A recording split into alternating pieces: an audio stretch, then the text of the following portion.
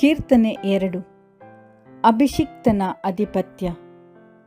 ದೊಂಬಿ ಏಳುವುದೇತಕ್ಕೆ ಅನ್ಯ ದೇಶ ವಿದೇಶಗಳು, ಕುತಂತ್ರ ಹೂಡುವುದೇಕೆ ಅನ್ಯ ಜಾತಿ ಜನಾಂಗಗಳು.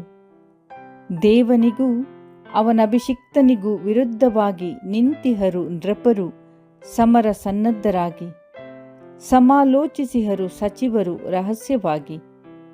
ಅವರೆಮಗೆ ತೊಡಿಸಿಹ ಬೇಡಿಗಳನ್ನು ಮರೆಯೋಣ ಎನ್ನುತ್ತಿಹರು, ಅವರೆಮಗೆ ಹಾಕಿದ ಬಂಧನಗಳನ್ನು ಹರಿಯೋಣ ಎನ್ನುತ್ತಿಹರು. ಪರದಲ್ಲಿ ಆಸೀನನಾಗಿಹ ಪ್ರಭು ನಗುವನಿದಕ್ಕೆ, ಗುರಿ ಮಾಡದಿರನು ಇವರೆಲ್ಲರನ್ನು ಪರಿಹಾಸ್ಯಕ್ಕೆ. ಅನಂತರ ಸಿಡಿದೆದ್ದು ಹೀಗೆಂದು ನುಡಿವನು, ನಾನೇಮಿಸಿದ ಅರಸನನ್ನೇ ಸ್ಥಾಪಿಸಿಹೆನು, ಸಿಯೋನ್ ಶ್ರೀ ಶಿಖರದಲ್ಲೇ ಅವನನ್ನು ಇರಿಸಿಹೆನು. ಈ ಪರಿ ಕೆರಳಿ ಕಳವಳಗೊಳಿಸುವನು ಅವರನ್ನು.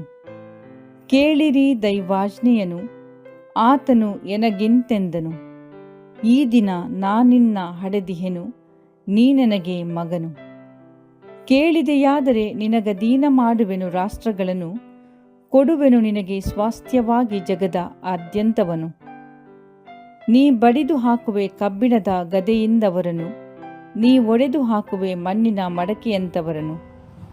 ಎಂತಲೇ ವಿವೇಕಿಗಳಾಗಿರಿ ರಾಜರುಗಳೇ, ಬುದ್ಧಿವಾದಕ್ಕೆ ಕಿವಿಗೊಡಿ ದೇಶಾಧಿಪತಿಗಳೇ.